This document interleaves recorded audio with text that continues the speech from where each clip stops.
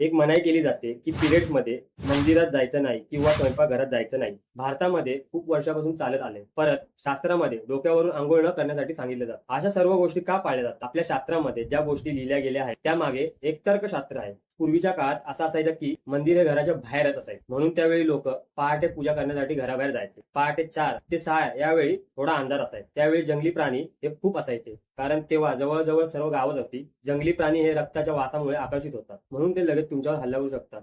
त्यामुळे सांगितलं जायचं की मंदिरात जाऊ नका.